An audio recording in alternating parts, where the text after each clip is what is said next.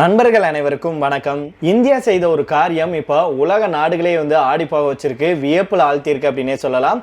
அப்படி ஒரு சம்பவத்தை தான் இந்தியா செஞ்சிருக்காங்க. அதாவது இஸ்ரேல் ஈரான் போருக்கு மத்தியில இந்தியா செஞ்சிருக்கும் இந்த ஒரு காரியம் தான் இந்தியாவை மட்டுமல்ல உலக நாடுகளே அதிர வச்சிருக்கு அப்படின்னே சொல்லலாம்.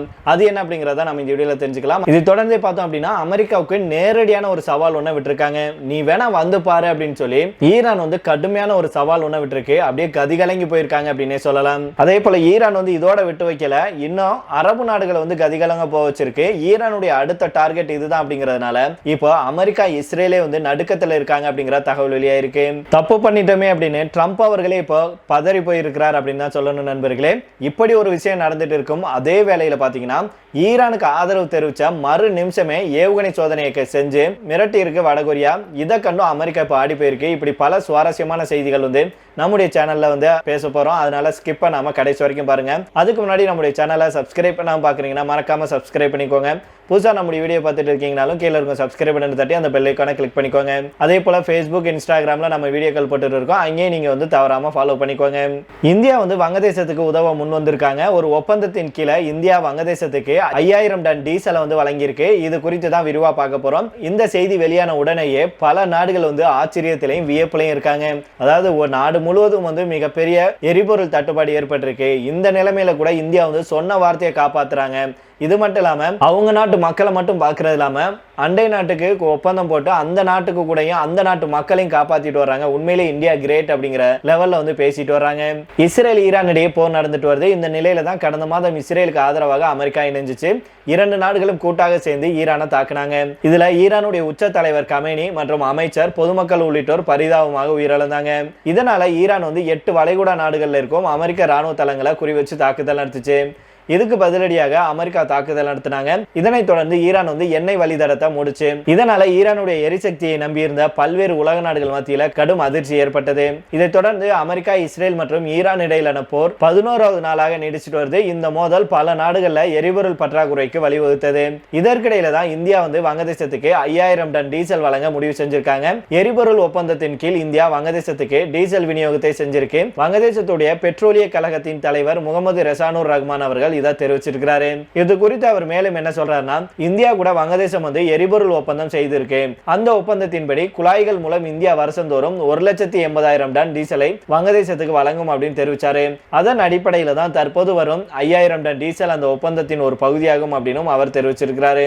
ஒப்பந்தத்தின்படி 6 மாதங்களுக்குள்ள குறைஞ்சது 90,000 டன் டீசல் வங்கதேசத்துக்கு இறக்குமதி செய்யப்படும். இந்தியாவிலிருந்து வரும் சரக்கு 5000 டன் ஆகும். மீதம் இருக்கும் டீசலை அடுத்த 2 மாதங்களுக்குள் இறக்குமதி செய்ய அவர்கள் நம்புவதாக பங்களாதேசத்துடைய முகமது ரெசானூர் ரஹ்மான் அவர்கள் தெரிவிச்சிருக்கிறாரு. இந்தியா குழாய் வழியாக வங்கதேசத்துக்கு டீசலை அனுப்பியிருக்கு. இந்த டீசல் பர்பதியூர் எல்லை வழியாக நாட்டுக்குள்ள நுழைஞ்சிருக்கு.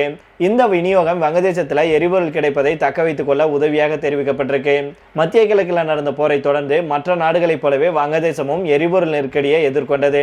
இந்தியாவுடைய டீசல் விநியோகம் இந்த நெருக்கடியை ஓரளவுக்கு தணிக்கும் அப்படின்னு சொல்லியிருக்காங்க.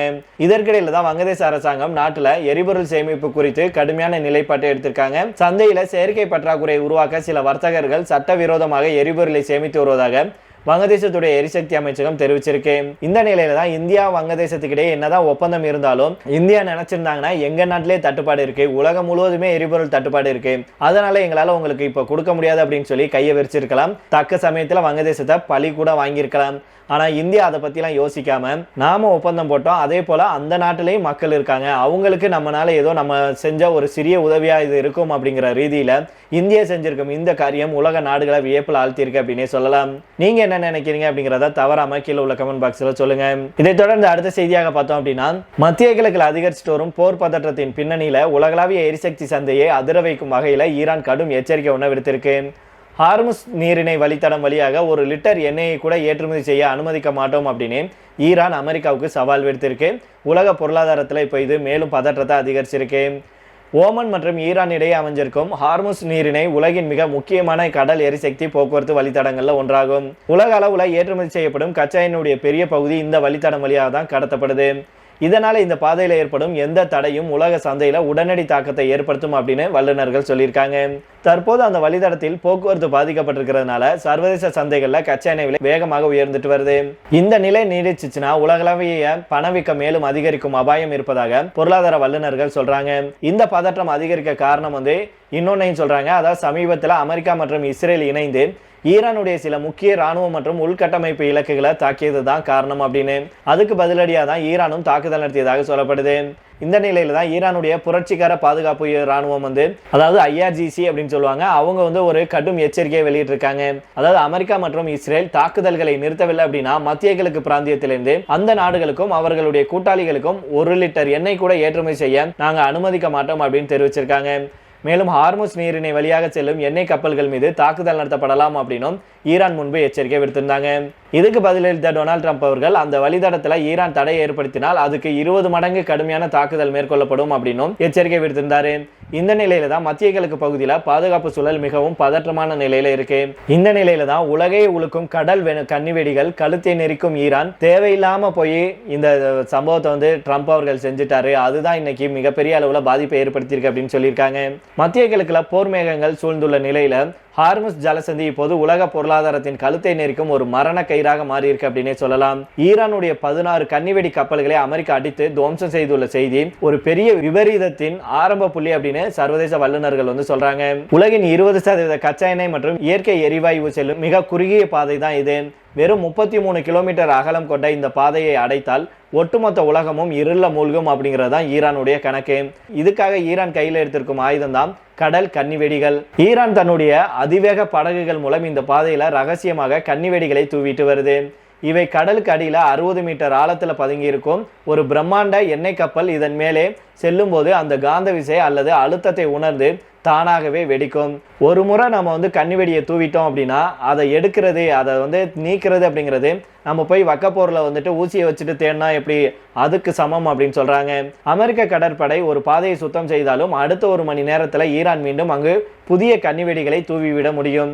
ஏற்கனவே கச்சா எண்ணெய் விலை ஒரு பேரலுக்கு $120 தொட்டு தற்போது 90 நிலைக்கு ஊசலாடிட்டு இருக்கு. இது நீடித்தால் இந்தியாவில் பெட்ரோல் டீசல் விலை விண்ணை தொடும் அப்படிங்கிறதுல எந்த மாற்று கருத்தும் இருக்க முடியாது. கடல்ல கன்னிவெடி இருக்கிறது அப்படின்னு தெரிந்தாலே கப்பலுக்கான இன்சூரன்ஸ் நிறுவனங்கள் கையை விரிச்சிருவாங்க. இதனால கப்பல் போக்குவரத்து 70% வரைக்கும் குறைஞ்சிரும். வெறும் எண்ணெயை மட்டுமல்ல உலக நாடுகளுக்கு தேவையான உரங்கள் பெருமளவுல இந்த பாதை வழியா தான் வருது. இது விவசாயத்தையும் பாதிக்கும் அபாயம் இருக்கு. ஏன் இந்த பாதையை உடனடியாக திறக்க முடியாது அப்படின்னா கடல்ல வீசப்படும் இந்த சைலண்ட் கில்லர்கள் ஒரு உளவியல் ரீதியான அச்சத்தை உருவாக்குது. கடல்ல ஒரே ஒரு கன்னிவெடி மிஞ்சி இருந்தாலும் பல கோடி ரூபாய் மதிப்புள்ள கப்பலை யாரும் அந்த பாதையில ஓட்ட துணிய மாட்டாங்க. இந்த அச்சமே ஹார்முஸ் ஜலசந்தியை நிரந்தரமாக மூடிய நிலைக்கு கொண்டு செல்லுது. அமெரிக்க அதிபர் ட்ரம்ப் ஈரானுக்கு இதுக்கு பெரும் விலை கொடுக்க வேண்டியிருக்கும் அப்படின்னு எச்சரிக்கை விடுத்திருந்தாரு.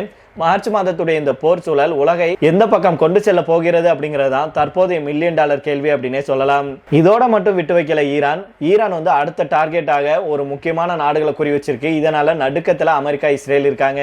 அதாவது அரபு நாடுகள்ல அமெரிக்கா மற்றும் இஸ்ரேலுடைய பேங்க் இருக்குல்லையா அது நிதி நிறுவனங்களை குறி வச்சு தாக்குதல் நடத்தப்படும் அப்படின்னு ஈரான் வார்னிங் கொடுத்திருக்கு. இது மட்டும் இல்லாம பொதுமக்கள் இந்த இடங்களை விட்டு விலகியே இருக்க வேண்டும் அப்படின்னும் ஈரான் சொல்லியிருக்கு. இதனால போர் மீண்டும் உக்கிரமாயிருக்கு. இதனால அமெரிக்கா கடும் கோபம் அடைஞ்சிருக்கு. ஈரான் மீதான தாக்குதலை வலுவாக்கி இருக்கு. இந்த நிலையில தான் தற்போது ஈரான்ல இருக்கும் முக்கிய வங்கியின் மீது தாக்குதல் நடத்தப்பட்டிருக்கு அப்படிங்கிற தகவல் வெளியா இருக்கு. தலைநகர் டெஹ்ரான்ல பேங்க் ஷெபா அப்படிங்கிற வங்கி செயல்பட்டு வருது. இந்த வங்கி அந்த நாட்டுடைய பொதுத்துறை வங்கியாகும். மேலும் ஈரானுடைய ராணுவத்துடன் நெருக்கமாக செயல்பட்டு வருது. இங்கிருந்து தான் ராணுவ தளவாடங்களுக்கு பணம் அனுப்பப்படுவதாக சொல்லப்படுது. இந்த வங்கியை குறி வச்சு நேற்று தாக்குதல் நடத்தப்பட்டது. இதுல வங்கியுடன் இணைந்த நிர்வாக கட்டணம் சேதமடைஞ்சிருக்கு. இதனால ஈரான் கடும் சினம் கொண்டிருக்கு. இந்த நிலையில தான் தற்போது ஈரான் பரபரப்பான வார்னிங் ஒன்றை கொடுத்திருக்காங்க. ஈரான் தலைநகர் தெஹ்ரான்ல காதகம் அல் அன்பியா அப்படிங்கிற பெயர்ல ராணுவ தலைமையகம் செயல்பட்டு வருது. இந்த தலைமையகத்துடைய செய்தி தொடர்பாளர் இப்ராஹிம் அவர்கள் அமெரிக்கா இஸ்ரேல் மட்டுமில்லாம அரபு நாடுகளுக்கும் கடும் வார்னிங் செஞ்சிருக்கிறாரு. அதாவது ஈரானுடைய வங்கி மீது தாக்குதல் நடத்தப்பட்டிருக்கு. இதனால இந்த பிராந்தியத்தில் அதாவது மத்திய கிழக்கு பிராந்தியத்தில் இருக்கும் அமெரிக்கா மற்றும் இஸ்ரேல் கூட தொடர்புடைய வங்கிகள் நிதி நிறுவனங்கள் குறிவச்சு தாக்குதல் நடத்தப்படும். தங்களின் தோல்வியடைந்த பிரச்சாரத்தை தொடர்ந்து பயங்கரவாத அமெரிக்க ராணுவமும் கொடுங்கோல் சியோனிசிய ஆட்சியும் அதாவது இஸ்ரேல சொல்றாங்க இந்த நாட்டின் வங்கிகள்ல ஒன்றை இலக்காக கொண்டு தாக்கியுள்ளது. இது சட்டவிரோதமானது. அது மட்டும் இல்லாம வழக்கத்துக்கு மாறானது. இதனால் இந்த பிராந்தியத்துல அமெரிக்கா இஸ்ரேலுடன் தொடர்புடைய வங்கிகள் நிதி நிறுவனங்கள் மேல தாக்குதல் நடத்தப்படும். இதனால பொதுமக்கள் வங்கிகள் மற்றும் நிதி நிறுவனங்களிடமிருந்து 1000 மீட்டர் தொலைவிலேயே இருக்க வேண்டும் அப்படின்னு சொல்லியிருக்கிறாரு. இதைத் தொடர்ந்து கடைசியாக பார்த்தோம் அப்படின்னா ஈரான்ல புதிய தலைவராக முஸ்தபா கமேனி தேர்வு செய்யப்பட்டதை மதிக்கிறோம் அப்படின்னு தெரிவித்த வடகொரியா பிராந்திய அனுமதிக்கு கேடு விளைவிப்பதாக அமெரிக்கா மற்றும் இஸ்ரேலை கண்டிச்சிருக்காங்க. இந்த அறிவிப்பு வெளியான சிறிது நேரத்தில் வடகொரியா சக்தி வாய்ந்த ஏவுகணை சோதனையும் நடத்தியிருக்கு. இந்த சோதனையை தன்னுடைய மகளுடன் சேர்ந்து கிம் ஜாங் உன் அவர்கள் பார்வையிட்டிருக்கிறாரு. ஏற்கனவே அமெரிக்கா கூட மோதல் போக்கை கடைபிடிச்சிட்டு வரும் வடகொரியா ஈரானுக்கு ஆதரவு கொடுத்திருக்கிறது மிகவும் முக்கியத்துவம் பெற்றிருக்கு. இந்த தகவல் வெளியான சற்று நேரத்தில் வடகொரியா ஏவுகணை சோதனை நடத்தி மிரள வச்சிருக்காங்க. வடகொரியாவுடைய மேற்கு பகுதியில் இருக்கும் சோஹியன் நகரிலிருந்து இந்த நவீன ஏவுகணை சோதனை மேற்கொள்ளப்பட்டிருக்கு.